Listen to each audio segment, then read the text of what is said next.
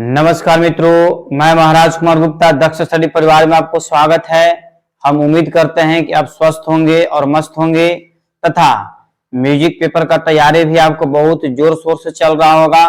आपके तैयारी के मद्देनजर रखते हुए संगीत का कुल 80 प्रश्न लाया गया है। यह मॉक टेस्ट नंबर 1 है। प्रतिदिन रात्रि 8 बजे एक मॉक टेस्ट आपको यूट्यूब पर दिया जाएगा। सभी मॉक टेस्ट को आप जरूर क्लास को ज्वाइन करें और कमेंट्स में स्कोरिंग करें, कितना आपका आंसर सही हो रहा है, कितना गलत हो रहा है। यह आपके एग्जाम में रामबाण साबित होगा। अतः सभी प्रश्नों का आप स्कोरिंग जरूर करें और सभी मॉक टेस्ट का क्लास जरूर ज्वाइन करें। एक बार पुनः प्रतिदिन रात्रि 8 बजे मॉक टेस्ट स्टार्ट किए जाएंगे और इसमें सभी के सभी प्रश्न बिल्कुल एग्जाम के पैटर्न पर बच्चों तैयार किए गए हैं। अतः बिना समय गवाए हुए आज के प्रथम प्रश्न पर बच्चों बारीकी से ध्यान देंगे। अभी कमेंट्स बॉक्स में आंसर अवश्य दीजिए। इंदिरा गांधी राष्ट्रीय कला केंद्र की स्थापना किस वर्ष हुआ था? बहुत ही महत्वपूर्ण प्रश्न आपके एग्जाम के लिए। इसका स्कोरिंग आप जरूर करिए, ठीक है। कमेंट्स में जरूर आंसर दिया कीजिए। इंदिरा गांधी राष्ट्रीय कला केंद्र की स्थापना किस वर्ष हुआ था? 19 नवंबर 1985, 19 दिसंबर 1985, 19 नवंबर 1986, 19 नवंबर 1987। तो बच्चों इसका आंसर हो जाएगा आपको 19 नवंबर 1985। 19 नवंबर 1985 कहने का मतलब है कि एप्पल, ठीक है। फर्स्ट क्वेश्चन का आंसर आपको क्या हो गया? एप्पल। अगला प्रश्न पर ध्यान दीजिएगा कि संगीत नाटक अकादमी की स्थापना किस वर्ष हुई थी? बहुत महत्वपूर्ण प्रश्न आपका 2 नंबर है। इस संगीत नाटक अकादमी की स्थापना किस वर्ष हुई थी? 1953 में, 1954 में, 1957 में, 1960 में। बताइए बच्चों इसका आंसर क्या होगा? तो इसका आंसर बच्चों हो जाएगा 1953। 1953 कहने का मतलब है कि एप्पल, ठीक है। संगीत नाटक अकादमी की स्थापना किस वर्ष हुआ था? तो 1953 में। एक चीज और आपको इसके बारे में जानना है कि संगीत नाटक अकादमी का मुख्यालय कहाँ है? तो नई दिल्ली है। कहाँ है? नई दिल्ली। विश्व भारती शांति निकेतन के संस्थापक कौन थे? विश्व भारती शांति निकेतन के संस्थापक कौन थे? रविन्द्रनाथ टैगोर, आचार्य बृहस्पति देव, बी.एल. कासलकर या डी में है रतरंजनकर। तो इसका आंसर बच्चों हो जाएगा रविन्द्रनाथ टैगोर। कौन किए थे? रविन्द्रनाथ टैगोर कब किए थे? तो 1912 में किए थे, ठीक है बच्चों। नेक्स्ट प्रश्न मित्रों आपका ध्यान दीजिएगा कि रविंद्र भारती विश्वविद्यालय कहाँ है? रविंद्र भारती विश्वविद्यालय कहाँ है? कोलकाता में, दिल्ली में, बंगाल में कि काशी में? बताइए बच्चों क्या आंसर होगा? कोलकाता, दिल्ली, बंगाल या काशी? तो इसका आंसर बच्चों आप कमेंट्स में जरूर दिया कीजिए। कुछ समय आपको इसीलिए छोड़ते हैं। इसका आंसर क्या हो जाएगा? कोलकाता। रविंद्र भारती विश्वविद्यालय कहाँ है? तो कोलकाता में है। अगला प्रश्न बच्चों आपका है कि इंदिरा कला विश्वविद्यालय कहाँ है? यह पहला विश्वविद्यालय भारत में संगीत का गठन हुआ था। इंदिरा कला विश्वविद्यालय कहाँ है? खैरागढ़ में, ग्वालियर में, दिल्ली में या पटना में? तो बच्चों इसका आंसर हो जाएगा खैरागढ़। क्या हो जाएगा? खैरागढ़ कहने का मतलब है कि एप्पल। खैरागढ़ आपको छत्तीसगढ़ में पड़ता है। कहाँ पड़ता है? छत्तीसगढ़ में। इंदिरा कला विश्वविद्यालय कहाँ है? तो खैरागढ़ में। राज्य पूछेगा तो छत्तीसगढ़। अगला प्रश्न आपका है अमीर खुसरो का जन्म किस शताब्दी में हुआ था? तो मित्रों आपको याद रखना है कि अमीर खुसरो साहब का जन्म 1253 ईस्वी में हुआ था, ठीक है। उत्तर प्रदेश के एटा में। उत्तर प्रदेश के एटा, ठीक है। उत्तर प्रदेश के एटा में हुआ था। और प्रॉपर जगह का नाम पूछेगा तो पटियाल। प्रॉपर जगह क्या करिएगा? पटियाल। तो 1253 में जब इनका जन्म हुआ था तो यहाँ पर बच्चों शताब्दी पूछा तो कितना हो जाएगा? 13वीं शताब्दी, डी नंबर, ठीक है। अमीर खुसरो का जन्म किस शताब्दी में हुआ था? 13वीं शताब्दी में। अगला प्रश्न बच्चों आपका अमीर खुसरो का जन्म स्थान कौन सा जाता है? देखिए हम बिफोर आपको बता चुके हैं। आप कमेंट्स में इसका डायरेक्ट आंसर दीजिए कि अमीर खुसरो का जन्म कहाँ हुआ था, कौन सा स्थान पर हुआ था? तो एटा में हुआ था, सी नंबर। कहाँ हुआ था? एटा कहने का मतलब है कि आपको यूपी में पड़ता है। कहाँ पड़ता है? यूपी के पटियाला में पड़ता है। पटियाल में, ठीक है। अगला प्रश्न मित्रों ध्यान दीजिएगा कि अमीर खुसरो के आश्रयदाता कौन थे? या फिर इसको दूसरे शब्दों में आपको पूछ सकता है कि अमीर खुसरो किसके दरबार में रहा करते थे? बहुत ही महत्वपूर्ण प्रश्न है। क्योंकि एग्जाम बहुत सर पे आपको आ चुका है, इसलिए सभी के सभी प्रश्न जो है अति महत्वपूर्ण बच्चों सिलेक्ट किया गया है। तो अमीर खुसरो साहब के आश्रयदाता कौन थे? तो अलाउद्दीन खिलजी, अकबर, शाहजहां और जहांगीर।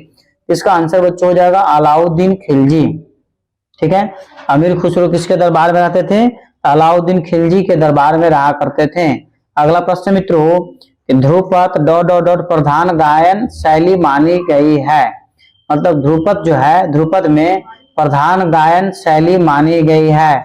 लय तथा ताल, शब्द तथा गीत, शब्द तथा स्वर, या इनमें से कोई नहीं।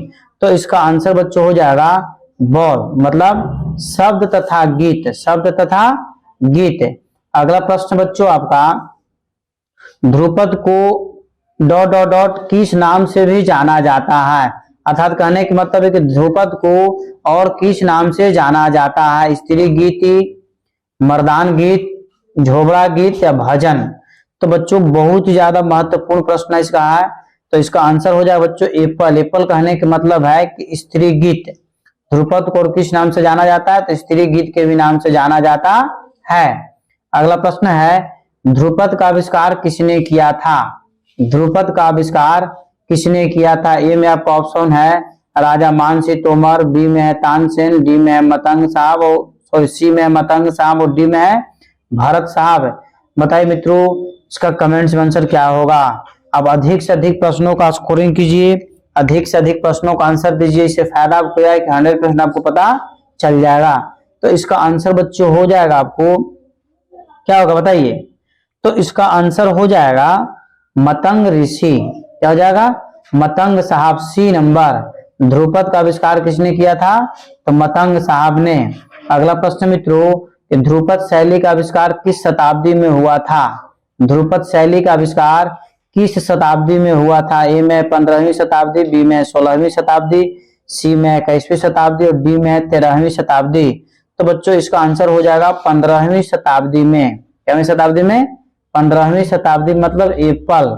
ध्रुपद शैली का आविष्कार किस शताब्दी में हुआ था? तो 15वीं शताब्दी में। अगला प्रश्न मित्रों, किस प्रबंध को पूर्ण प्रबंध कहकर संबोधित किया गया? किस प्रबंध को पूर्ण प्रबंध कहकर संबोधित किया गया? एला को, ठीक है, या वर्तनी को, झुंबड़ को, या पाठ को? बताइए बच्चों इसका क्या आंसर होगा? तो इसका आंसर आपको हो जाएगा डी नंबर, पाठ को। किसको? पाठ। अर्थात कहने का मतलब है कि किस प्रबंध को पूर्ण प्रबंध कहकर संबोधित किया गया? तो पाठ को। अगला प्रश्न मित्रों आपका, कि कथक नृत्य का वर्तमान स्वरूप कब विकसित हुआ?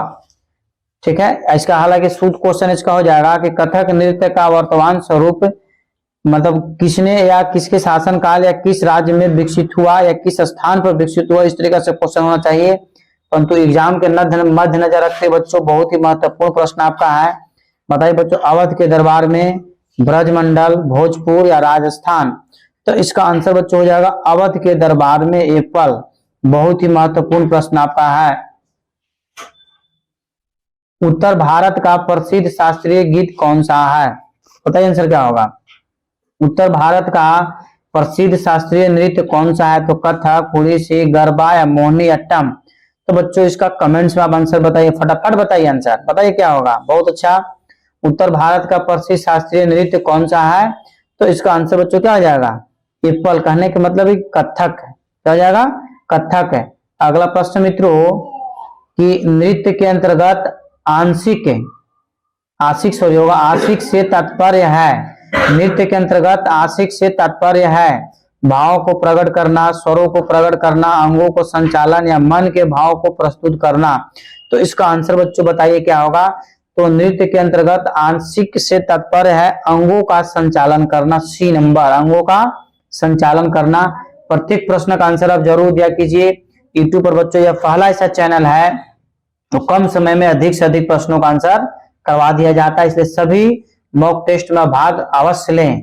नाट्य के अंतर्गत नृत्य के कितने भाग माने गए हैं? नाट्य के अंतर्गत नृत्य के कितने भाग माने गए हैं? तो बच्चों ए में है 2, बी में है 3, सी में है 5 और डी में है 4। बताइए क्या आंसर होगा? तो इसका आंसर बच्चों कमेंट्स में आप जरूर दिया कीजिए, हो जाएगा 4। क्या हो जाएगा? 4 कहने का मतलब है कि डी नंबर। नाट्य के अंतर्गत नृत्य के कितने भाग माने गए हैं? तो 4। अगला प्रश्न बच्चों, दक्षिण के संगीतकार जिन्होंने बहुत से हिंदुस्तानी गीतों की रचना की वह कौन है? दक्षिण के संगीतकार जिन्होंने बहुत से हिंदुस्तानी गीतों की रचना की वह कौन है? वर्ण भूपाल साहब, पापनानंद शिवम, मुथु स्वामी दीक्षिता या फिर स्वाति तिरुनाल? तो बताइए बच्चों इसका आंसर क्या होगा?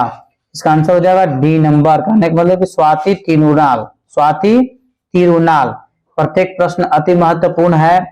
हिंदुस्तानी संगीत का वह कौन सा राग कर्नाटक संगीत में मोहन राग से मिलता है? बहुत ही महत्वपूर्ण प्रश्न मित्रों, हिंदुस्तानी संगीत का कौन सा राग कर्नाटक संगीत के मोहन राग से मिलता है? बिलावल, मालकिस, माल कौन सा अलग होना चाहिए? भोपाली या पैरवी? सॉरी यहाँ भैरवी होगा। क्या होगा? भैरवी। क्या होगा? भैरवी। ठीक है, तो इसका आंसर बच्चों आपको हो जाएगा भोपाली, सी नंबर। क्या हो जाएगा? भोपाली। हिंदुस्तानी संगीत का कौन सा राग कर्नाटक संगीत के मोहन राग से मिलता है? तो भोपाली। अगला प्रश्न बच्चों ध्यान दीजिएगा बारीकी से, मूर्छनाओं से उत्पन्न कितने तानों साडव प्रकार की है? ध्यान दीजिएगा, मूर्छनाओं से उत्पन्न कितने ताने, साडव यहाँ होगा साडव, सा ड, ठीक है, कितने साडव प्रकार की है? तो ध्यान दीजिए बच्चों इसका आंसर 49, 30, 35, 40 है। तो इसका आंसर बच्चों हो जाएगा आपको 49। कितना हो जाएगा? 49। साडो यदि 49 है तो ऑडो जो है सब 35 हो जाएगा। ऑडो कितना हो जाएगा? 35 है। दोनों को प्लस कर दीजिएगा तो टोटल कितना हो जाएगा? 84। ठीक है, इस प्रकार यदि आपसे प्रश्न पूछेगा कि मूर्छनाओं से उत्पन्न कितने ताने साडव प्रकार की है तो 49, और यदि ऑडो प्रकार की पूछेगा तो कितना टिकट करिएगा? 35। अर्थात इसका आंसर बच्चों क्या हो गया? एप्पल। अगला प्रश्न पर ध्यान दीजिएगा, मूर्छनाओं से उत्पन्न कितने ताने ऑडो प्रकार की है? देखिए आ ही गया, मूर्छनाओं से उत्पन्न कितने ताने ऑडो प्रकार की है? तो 49, 40, 135 नहीं होगा, सिर्फ 35 होगा। सिर्फ कितना होगा? 35 या 37। तो इसका आंसर बच्चों क्या हो जाएगा? C number. ऑडो आपको 35 है और साडो कितना? 49। कुल मिलाकर कितना होगा? 84।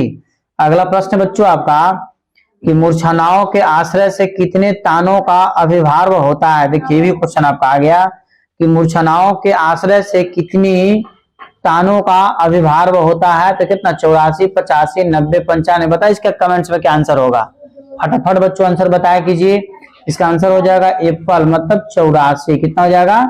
84। नेक्स्ट प्रश्न पर ध्यान दीजिएगा कि निम्नलिखित में से साडज ग्राम की मूर्छनाओं का नाम पहचानिए। निम्नलिखित में से साडज ग्राम की मूर्छना का नाम पहचानिए।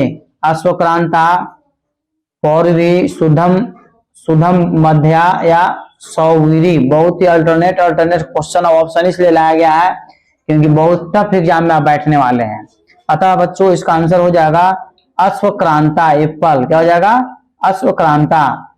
नेक्स्ट प्रश्न आपका है, पूर्णा मूर्छना में कितने स्वर होते हैं? पूर्णा मूर्छना में कितने स्वर होते हैं? 7, 5, 6, 11। 7, 5, 6, 11। तो बच्चों 25 नंबर का आपको आंसर हो जाएगा 7। कितना हो जाएगा? 7। अर्थात कहने का मतलब है कि पूर्णा मूर्छना में कितने स्वर होते हैं? तो 7। ए नंबर आंसर क्या है? सही है। रागांग सिद्धांत प्रतिपादित किया। रागांग सिद्धांत का प्रतिपादन किसने किया? B.R. पटवर्धन, नारायण मोरेश्वर खरे, नारायण राव व्यास या B.D. पलुस्कर? तो बच्चों इसका आंसर हो जाएगा आपको बॉल, नारायण मोरेश्वर खरे, नारायण मोरेश्वर खरे। नेक्स्ट प्रश्न को बारीकी से ध्यान दीजिएगा कि स्वरों का अल्पत्व से क्या अभिप्राय है? स्वरों का अल्पत्व से क्या अभिप्राय है? वक्र प्रयोग, स्वर का अधिक प्रयोग, वर्जित स्वर या स्वरों का अल्प प्रयोग? बहुत ही महत्वपूर्ण प्रश्न बच्चों आपका ही है। इसका आंसर आपका हो जाएगा स्वरों का अल्प प्रयोग, डॉग। स्वरों का अल्प प्रयोग। प्रत्येक प्रश्न का आंसर आप कमेंट्स में जरूर दिया कीजिए, इससे आपको 100% आपका स्कोरिंग पता चलेगा। या एग्जाम के मद्देनजर रखते हुए सभी एमसीक्यू लाए गए हैं। ठीक है, गुर्जरी तोड़ी के स्वर कौन से हैं? गुर्जरी तोड़ी के स्वर कौन से हैं? तो बच्चों इसका डायरेक्ट आप कमेंट्स बॉक्स में आंसर जरूर दिया कीजिए। इसका आंसर हो जाएगा रे ग म ध नी। ठीक है, मतलब एप्पल। क्या हो जाएगा? एप्पल। ठीक है बच्चों, नेक्स्ट प्रश्न पर आप ध्यान दीजिए। सायंकालीन राग को चुनिए, मतलब इनमें से कौन सा ऐसा राग है जो सायंकालीन है? नट, भैरवी, श्री या दरबारी? तो बच्चों बताइए इसका आंसर क्या होगा? इसका आंसर दरबारी हो जाएगा। क्या हो जाएगा? दरबारी। सायंकालीन राग इसमें से कौन है? तो दरबारी। अगला प्रश्न आपका है कि वह ताल की मात्राएं होती है, वह ताल की मात्राएं कितनी होती है? 20, 22, 28 या 32? बताइए बच्चों आंसर क्या होगा? तो इसका आंसर हो जाएगा मित्रों 28। कितना हो जाएगा? 28, मतलब सी नंबर। ठीक है बच्चों, वह ताल की मात्राएं कितनी होती है? तो 28 होती है। अगला प्रश्न आपका है कि निम्नलिखित में से कौन सी विस्तार शैली बंदिश नहीं है? मतलब इनमें से कौन सा ऐसा बंदिश है जो विस्तारशील बंदिश नहीं है? रेल टुकड़ा, कायदा टुकड़ा या पेशकार? तो बच्चों बताइए इसका आंसर क्या होगा? इसका 31 नंबर का आपको आंसर हो जाएगा टुकड़ा, सी नंबर। क्या हो जाएगा? टुकड़ा। ठीक है, अगला प्रश्न पर बच्चों ध्यान दीजिए कि सहस्त्र मात्रा की ताल है, मतलब सहस्त्र मात्रा की ताल है कुंभ, शिखर, यति शिखर या लक्ष्मी? तो बच्चों इसका आंसर आप कमेंट्स में लगातार दिया कीजिए। तो इसका आंसर हो जाएगा शिखर बॉल। क्या हो जाएगा? शिखर। ठीक है, नेक्स्ट प्रश्न पर बच्चों ध्यान दीजिएगा बारीकी से कि संगीत मर्कंद ग्रंथ के रचयिता कौन है? यदि आपको एग्जाम क्वालिफाई करना है तो इसका आंसर आपको जरूर याद होना चाहिए, ताकि हम तो बोलेंगे कि सभी प्रश्न का आंसर आपको 100% याद होना चाहिए। नारद साहब, मतंग साहब, गंधर्व या लोचन साहब? तो संगीत मर्कंद के लेखक बच्चों बताइए कौन है? तो इसका हो जाएगा नारद साहब, एप्पल। क्या हो जाएगा? संगीत मर्कंद के लेखक कौन है? तो नारद साहब है। संगीत मर्कंद के लेखक कौन है? नारद साहब है। अगला प्रश्न है कि मतंग मुनि कौन सी बीना बजाते थे? मतंग मुनि कौन सा बीना बजाते थे? किन्नरी बीना, महती बीना, चित्रा बीना, विपंची बीना? तो बच्चों इसका आंसर कमेंट्स में क्या दिया बताइए फटाफट। ए बी सी डी आप लिख दिया कीजिए, जो आपको लगे। ए तो ए, बी तो बी, सी तो सी और डी तो डी। तो बच्चों 34 नंबर का आपको आंसर हो जाएगा चित्रा बीना। क्या हो जाएगा? चित्रा बीना। मतंग मुनि कौन से बीना को बजाते थे? तो चित्रा बीना को। अगला प्रश्न आपका है कि मतंग के समय में जातियों के कितने भेद प्रचलित थे? मतंग के समय में जातियों के कितने भेद प्रचलित थे? 5, 7, 2, 11? बताइए बच्चों इसका आंसर क्या होगा? तो इसका आंसर बच्चों हो जाएगा 7। कितना हो जाएगा? से मतंग के समय कितनी जातियों का भेद प्रचलित है? तो 7, मतलब 7 कहने का मतलब है कि बी नंबर। ठीक है, अगला प्रश्न आपका बच्चों है पंडित भारत खंडे जी का उपनाम क्या था? पंडित भारत खंडे जी का उपनाम क्या था? विष्णु, दिगंबर, पलुस्कर या चतुर पंडित? चतुर पंडित इसका आंसर क्या है? सही है, बी नंबर। पंडित भारत खंडे जी का उपनाम क्या था? तो चतुर पंडित है। ठीक है मित्रों, अगला प्रश्न पर आप ध्यान दीजिए कि निम्नलिखित में से एक प्रसिद्ध नाट्य कलाकार हैं। निम्नलिखित में से एक प्रसिद्ध नाट्य कलाकार हैं। किशन महाराज, गुदई महाराज, ननकू महाराज, बिरजू महाराज? बताइए बच्चों इसका आंसर क्या होगा? इसका आंसर हो जाएगा बिरजू महाराज, डी नंबर। क्या हो जाएगा? D number. निम्नलिखित में से एक प्रसिद्ध नाटक कलाकार कौन है? तो बिरजू महाराज। अगला प्रश्न है कि निम्नलिखित में से प्रख्यात सितार वादक कौन है? निम्नलिखित में से प्रख्यात सितार वादक कौन है? पंडित किशन महाराज, श्री बुद्धित्व मुखर्जी, सी में आपका है डॉक्टर एन राजम और डी में आपका जाकिर हुसैन? तो बच्चों बताइए इसका आंसर क्या होगा? इसका आंसर बच्चों हो जाएगा बॉल। बॉल कहने का मतलब है कि श्री बुद्धित्व मुखर्जी। श्री बुद्धित्व मुखर्जी का संबंध किससे है? तो सितार वादक से है। पंडित किशन महाराज आपको तबला वादक है। ठीक है, और जाकिर हुसैन भी क्या बजाते हैं? तो तबला वादक हैं। इस प्रकार आंसर बच्चों क्या हो जाएगा? B number. ठीक है, अगला प्रश्न पर मित्रों ध्यान दीजिए कि भरत के पुत्र का नाम क्या था? मतलब भरत साहब के पुत्र कौन थे? गणेश, मतंग साहब या फिर लोचन साहब। बच्चों इसका आंसर आप हो जाएगा, ध्यान दीजिएगा, इसका आंसर क्या होगा, मिसप्रिंट यहाँ पर शुद्ध रूप से लिखाएगा आपको दत्तिल साहब। क्या लिखाएगा, दतिल। ठीक है, कहने का मतलब है कि भरत साहब के पुत्र का नाम क्या था, तो दत्तिल साहब। ठीक है, भरत के पुत्र का नाम क्या था, तो दत्तिल, मतलब सी नंबर।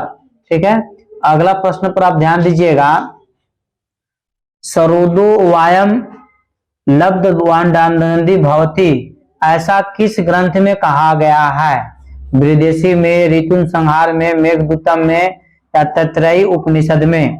बच्चों इसका आंसर आप बताइए क्या होगा, कमेंट्स में फटाफट आप आंसर दिया कीजिए, क्योंकि सभी के सभी प्रश्न अति आवश्यक है और सभी के सभी प्रश्न एग्जाम के मद्देनजर रखते हुए बनाया गया। इसका आंसर क्या हो जाएगा, डी नंबर, तैत्तिरीय उपनिषद है। ठीक है, अगला प्रश्न बच्चों आपका, कि सभी कलाओं का मुख्य प्रयोजन है, सभी कलाओं का मुख्य प्रयोजन है सौंदर्य, रसानुभूति, प्रस्तुतिकरण या आनंद।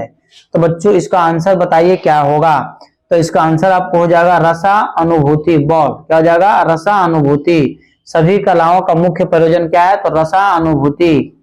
अगला प्रश्न मित्रों, पाणिनि का समय किस ईस्वी पूर्व के लगभग माना जाता है, पाणिनि का समय, ठीक है, किस ईस्वी पूर्व के लगभग माना जाता है, 400 ईस्वी पूर्व, 300 ईस्वी पूर्व, 500 ईस्वी पूर्व या 700 ईस्वी पूर्व। तो बच्चों इसका आंसर हो जाएगा आपको कैट, 500 ईस्वी पूर्व। कितना, 500 ईस्वी पूर्व। अगला प्रश्न मित्रों, कि शाम का गायन गात्र वीणा के द्वारा किसके अनुसार किया जाता है, शाम का गायन गात्र वीणा के द्वारा किसके अनुसार किया जाता है, तो भरत, नारद, मुनि या पाणिनि। बताइए बच्चों इसका आंसर क्या होगा, इसका आंसर हो जाएगा बॉल, नारद साहब। क्या हो जाएगा, नारद साहब। अगला प्रश्न पर बच्चों बारीकी से ध्यान दीजिएगा, कि सितारा देवी को संगीत की किस विद्या के लिए संगीत नाटक अकादमी पुरस्कार मिल चुका था, सितारा देवी को मतलब संगीत नाटक अकादमी पुरस्कार मिल चुका है किस विद्या के लिए। देखिए कितना ज्यादा क्वेश्चन घुमाया हुआ, इसलिए क्या बहुत टफ एग्जाम दे रहे, बीपीएससी को मायने चीज नहीं होता है। तो गायन, ख्याल गायन, कुचिपुड़ी नृत्य या कथक नृत्य। तो बच्चों इसका आंसर हो जाएगा कथक नृत्य। ठीक है, और कथक नृत्य कहाँ कहाँ है आपको कमेंट्स में आंसर बताना है, कर्नाटक का है या फिर उत्तर भारत भी आपको दे सकता है। ठीक है, इस प्रकार बच्चों नेक्स्ट क्वेश्चन आपका है कि मल्लिका साराभाई को किस सम्मान से सम्मानित किया गया, मल्लिका साराभाई को मतलब कौन सा प्राइज से, पुरस्कार से सम्मानित किया गया, पद्म भूषण, राष्ट्रपति पदक, संगीत मार्तंड या पद्म श्री। बच्चों इसका आंसर कमेंट्स में बताइए क्या होगा, तो पद्म भूषण से इनको सम्मानित किया गया है। मल्लिका साराभाई को किस पुरस्कार से सम्मानित किया गया, तो पद्म भूषण से। अगला प्रश्न मित्रों, कि जब कोई स्वर एक सेमीटोन ऊंचा हो तो उसे क्या कहेंगे, बहुत ही महत्वपूर्ण प्रश्न है, कि जब कोई स्वर एक सेमीटोन ऊंचा हो तो उसे क्या कहेंगे। ठीक है, फ्लैट या शार्प होगा, शार्प टोन या सेमीटोन। बताइए बच्चों इसका आंसर क्या होगा, तो इसका आंसर हो जाएगा शार्प। बॉल जब ऊंचा रहेगा तो शार्प हो जाएगा, ध्यान दीजिएगा, जब कोई स्वर एक सेमीटोन ऊंचा होता है तो शार्प हो जाएगा, और यदि नीचा हो जाएगा तो फ्लैट मारेंगे। ठीक, और क्या मारेंगे, फ्लैट। नीचा यदि कह देगा तो फ्लैट है, और ऊंचा कहेगा तो क्या टिक आउट करेंगे, शार्प है। नेक्स्ट प्रश्न आपका है कि पाश्चात्य संगीत में एक पूर्ण स्वर की दूरी को क्या कहते हैं। बहुत ही महत्वपूर्ण प्रश्न आपके एग्जाम के लिए है कि पाश्चात्य संगीत में एक पूर्ण स्वर की दूरी को क्या कहते हैं, टोन, सेमीटोन, फ्लैट या शार्प। बताइए मित्रों इसका आंसर क्या होगा, इसका आंसर हो जाएगा टोन। क्या बोलते हैं, टोन बोलते हैं। अगला प्रश्न मित्रों, पाश्चात्य संगीत में अर्ध स्वर की दूरी को क्या कहते हैं, पाश्चात्य संगीत में अर्ध स्वर की दूरी को क्या कहते हैं, टोन कहते हैं, सेमीटोन, फ्लैट या शार्प है। तो मित्रों इसका आंसर हो जाएगा आपको सेमीटोन। बॉल ठीक है, पाश्चात्य संगीत में अर्ध स्वर की दूरी को सेमीटोन कहते हैं। यही यदि आपको दे देगा कि पाश्चात्य संगीत में स्वर की दूरी को क्या कहते हैं, तो टोन कहते हैं। स्वर की दूरी को सिर्फ टोन कहेंगे, और अर्ध स्वर कह देगा तो सेमीटोन टिक आउट करेंगे। अगला प्रश्न आपका है कि पश्चिमी देशों की मुख्य स्वर लिपि पद्धति कौन सी है, पश्चिमी देशों की मुख्य स्वर लिपि पद्धति कौन सी है। सोल्फा, शिव, अस्टाप या न्यूमस। बताइए बच्चों इसका आंसर क्या होगा? तो इसका आंसर हो जाएगा अस्टाप। क्या हो जाएगा? अस्टाप मतलब सी नंबर। क्या हो जाएगा? C number. बच्चों इसका आंसर क्या है? सही है। अगला प्रश्न पर आप ध्यान दीजिए। नचकरणबाज के खलीफा की उपाधि प्राप्त तबला वादक हैं। नचकरणबाज के खलीफा की उपाधि प्राप्त तबला वादक इनमें से कौन है? आबिद हुसैन खां, बीरू मिश्र, मोदू खां या आबिद हुसैन। तो बच्चों बताइए इसका आंसर क्या होगा? तो इसका आंसर हो जाएगा मित्रों आपको मोदू खां, सी नंबर। क्या हो जाएगा? मोदू खां। अगला प्रश्न पर मित्रों ध्यान दीजिए कि तबले के बनारस घराने के संस्थापक हैं। तबले के बनारस घराने के संस्थापक कौन है? शारदा सहाय, राम सहाय, जानकी सहाय या गौरी सहाय। तो बच्चों इसका आंसर हो जाएगा राम सहाय। बॉल। क्या हो जाएगा? राम सहाय। अगला प्रश्न पर मित्रों ध्यान दीजिए। उस्ताद अहमद जौन थिरुकुआ के गुरु कौन थे? बहुत ही महत्वपूर्ण प्रश्न आपका है, इसका आप जरूर स्कोरिंग कीजिए, अर्थात सभी प्रश्न का स्कोरिंग करना अति आवश्यक है। उस्ताद अहमद जौन थिरुकुआ के गुरु कौन थे? गामे खां, मुनीर खां, कादर बख्श या अमीर हुसैन। तो बच्चों इसका आंसर हो जाएगा आपको मुनीर खां। बॉल। क्या हो जाएगा? मुनीर खां। निम्नलिखित में से ध्रुवा की जाति को निर्दिष्ट कीजिए। मतलब इनमें से कौन सी जो है से ध्रुवा जाति की है? द्रुता, चपला, अपकृष्टा या फिर ये सभी। तो बच्चों इसका आंसर बताइए क्या होगा? इसका आंसर हो जाएगा अपकृष्टा, सी नंबर। ध्रुवा जाति के कौन है? तो अपकृष्टा। ठीक है। नेक्स्ट प्रश्न पर बच्चों ध्यान दीजिए। ठुमरी शैली की ख्याति प्राप्त गायिका कौन थी? ठुमरी शैली की ख्याति प्राप्त गायिका कौन थी? मतलब इसी में से आपको बताना है। गौहर जान, प्रभा अत्रे, लता ताई, हीराबाई या फिर सिर्फ लता ताई। तो बच्चों इसका बताइए आंसर क्या होगा? ठीक, गिरजा देवी का संबंध भी ठुमरी से है, ठीक कह रहे हैं। और तो इसका आंसर बताइए क्या आंसर होगा कि ठुमरी शैली की ख्याति प्राप्त गायिका कौन थी? तो बच्चों इसका आंसर आपको हो जाएगा लता ताई, डी नंबर। क्या हो जाएगा? लता ताई। अगला प्रश्न आपका है ध्रुपद व टप्पा गायक गोपेश्वर बनर्जी किस प्रांत के थे? ध्रुपद व टप्पा गायक गोपेश्वर बनर्जी किस प्रांत के थे? बंगाल, काहिरा, महाराष्ट्र, उत्तर प्रदेश। काहिरा तो वो इसी फालतू ऑप्शन दे दिया है, काहिरा मिस्र की राजधानी है। ऑप्शन से ही बच्चों छट जा रहा है आपका कि ध्रुपद व टप्पा गायक गोपेश्वर बनर्जी किस प्रांत के थे? तो बच्चों इसका आंसर आपको हो जाएगा उत्तर प्रदेश के। कहाँ के थे? उत्तर प्रदेश के। आप ये नहीं समझिए कि टप्पा पंजाब का है तो पंजाब टिक आउट करना है। ठीक है। ध्रुपद व टप्पा गायक गोपेश्वर बनर्जी पूछा। गोपेश्वर बनर्जी का संबंध किस राज्य से है? तो उत्तर प्रदेश से। बहुत सारे व्यक्ति टप्पा समझ करके पंजाब टिक आउट कर करके आ जाएंगे। अगला प्रश्न आपका है भारतीय संगीत का केंद्र स्थल किसे कहते हैं? भारतीय संगीत का केंद्र स्थल भारत के कौन सा शहर है? आगरा, बनारस, ग्वालियर या इलाहाबाद। तो बच्चों इसका आंसर हो जाएगा इलाहाबाद। क्या हो जाएगा? इलाहाबाद। सभी प्रश्न का कमेंट्स में आप आंसर दो जरूर दीजिए। इससे आपको फायदा यह है कि आपको स्कोरिंग पता चलेगा। किरीकट्टी लोक संगीत में प्रयुक्त डॉट है। किरीकट्टी लोक संगीत में प्रयुक्त गीतवाद्य, नृत्य वाद्य या नाट्य। तो बच्चों इसका आंसर बताइए क्या होगा? तो इसका आंसर आपको हो जाएगा वाद्य, सी नंबर। क्या हो जाएगा?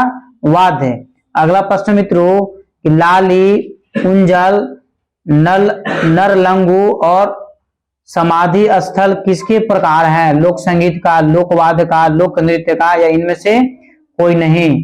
तो बताइए बच्चों इसका आंसर क्या होगा? कमेंट्स में तुरंत आंसर दे दिया कीजिए। इसका हो जाएगा लोक संगीत। क्या हो जाएगा? लोक संगीत। अगला प्रश्न आपका है कि दक्षिण भारतीय वाद्य वृंद को कहते हैं। दक्षिण भारतीय वाद्य वृंद को कहते हैं नंदीवेलम, उड्डपू, अतोद या वाद्य वृंद। बताइए बच्चों इसका आंसर क्या होगा? इसका कमेंट्स में आंसर दीजिए। इसका आंसर हो जाएगा नंदीवेलम। सभी प्रश्न अति महत्वपूर्ण है और सभी प्रश्न का स्कोरिंग करना आपको आवश्यक है।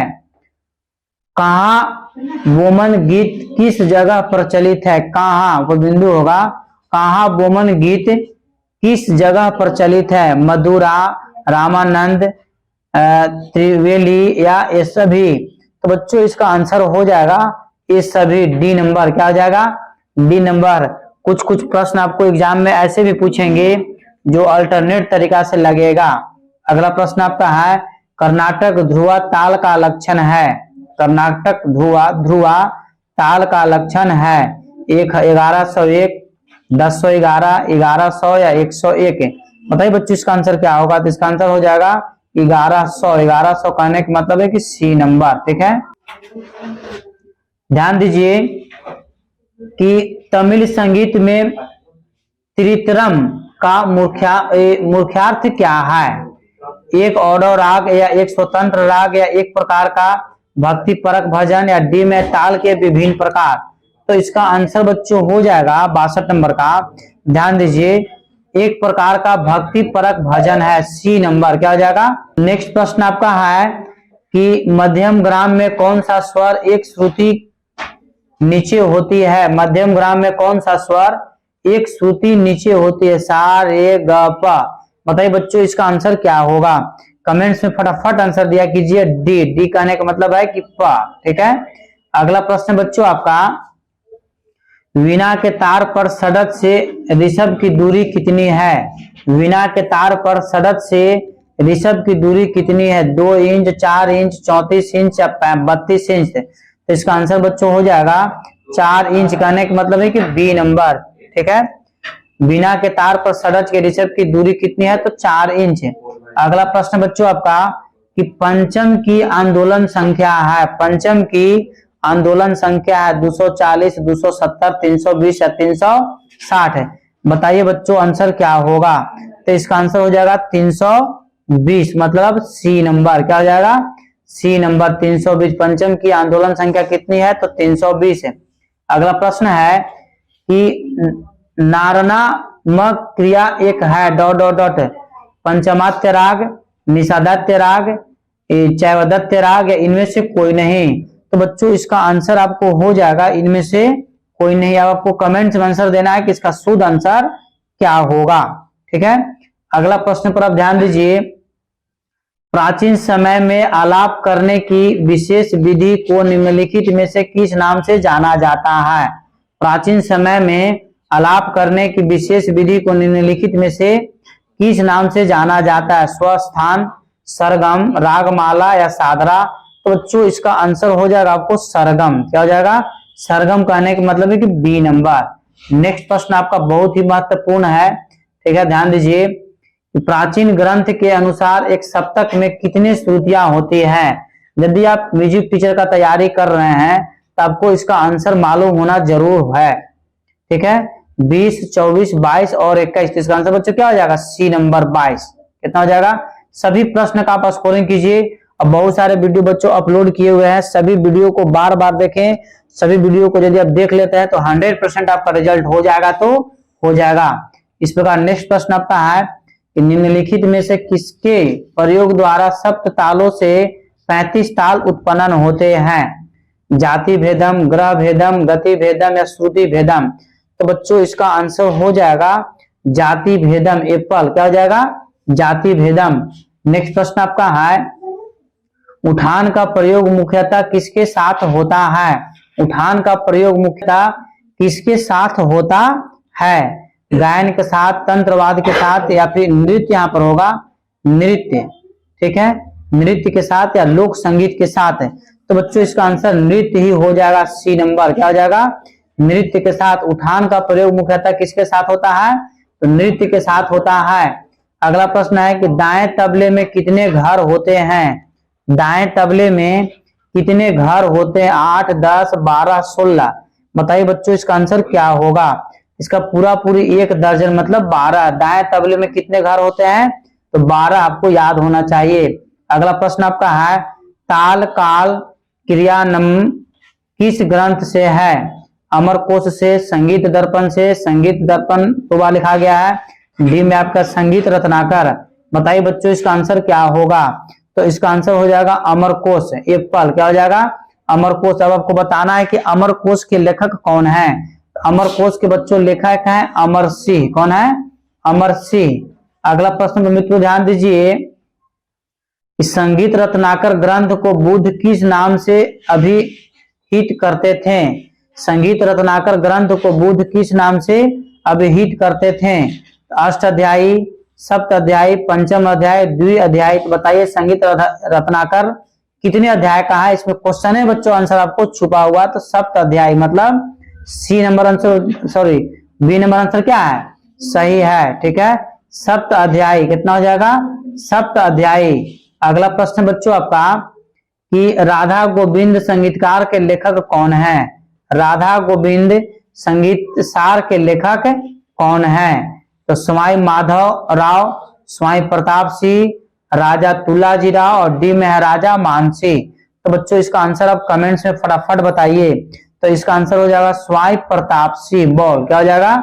स्वामी प्रताप सिंह। अगला प्रश्न मित्रों आपका, किस ग्रंथ को पंचवेद भी कहा जाता है? बहुत ही महत्वपूर्ण आपके एग्जाम के लिए है। किस ग्रंथ को पंचवेद भी कहा जाता है? विदेशी, संगीत रत्नात्मक, चतुर्दंड प्रकाशिका या नाट्य शास्त्र? इस बच्चों का आंसर हो जाएगा नाट्य शास्त्र, डी नंबर, ठीक है। किस ग्रंथ को पंचवेद भी कहा जाता है? तो नाट्य शास्त्र को कहा जाता है। अगला प्रश्न बच्चों आपका कि स्वामी हरिदास जी का रचित ग्रंथ है, मतलब इनमें से कौन सा ऐसा ग्रंथ है जो स्वामी हरिदास साहब रचना किए हैं? तो ब्रज भैरव, संगीत ध्रुपद, केलीमल या रश्मि कुंज? तो बच्चों इसका आंसर आपको हो जाएगा रश्मि कुंज। क्या हो जाएगा? रश्मि कुंज कहने का मतलब है आपका कि डी नंबर। क्या हो जाएगा? रश्मि कुंज, ठीक है। नेक्स्ट प्रश्न आपका है कि पद्म भूषण उपाधि प्राप्त तबला वादक कौन है? मतलब इनमें से कौन से ऐसे तबला वादक हैं जिनको पद्म भूषण प्राइज मिल चुका है?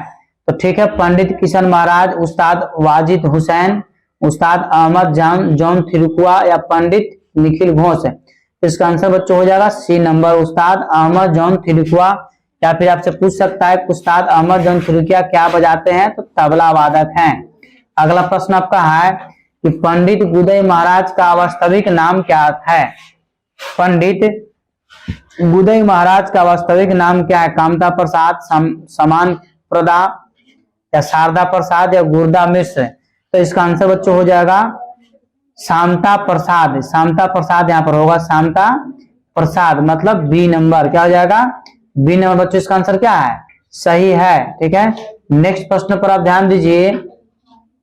नाना पानसे का संबंध है, नाना पानसे का संबंध किस वाद्य से है? ढोलक से, तबले से, पखावत से या मृदंग से? ठीक है, तो इसका आंसर बच्चों बताइए क्या होगा। प्रत्येक प्रश्न का आंसर आपको देना अति आवश्यक है। तो बच्चों इसका आंसर आपको हो जाएगा पखावत से। मतलब नाना पानसे का संबंध किससे है? तो पखावत से है, ठीक है।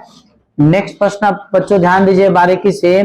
भट्ट नायक के रस संबंधित मत को क्या कहते हैं?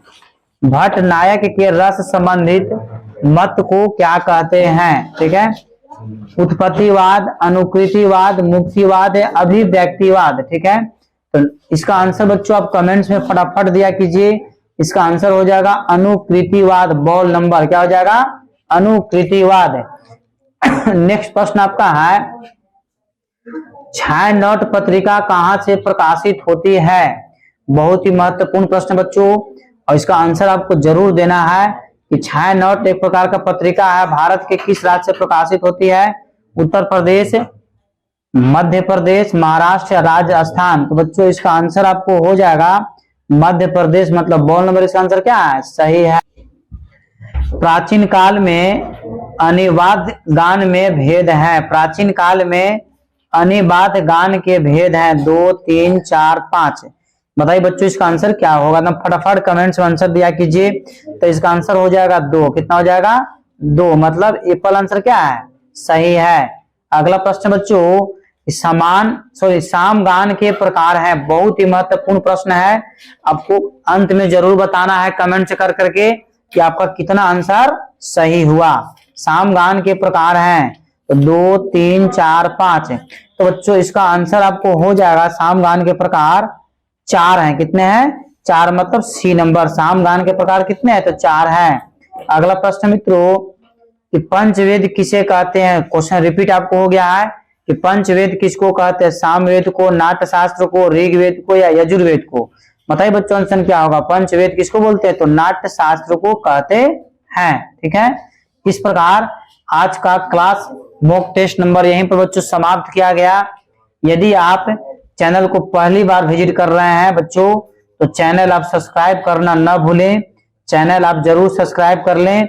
इस चैनल पर मैथ्स, रीजनिंग तथा बीपीएससी का योगा और म्यूजिक टीचर का बच्चों क्लास कराया जाता है। सभी के सभी मैथ्स और रीजनिंग बेसिक और ट्रिकली कराया जाता है, इसलिए चैनल को आप जरूर सब्सक्राइब कर लें। तब तक के लिए जय हिंद, जय भारत।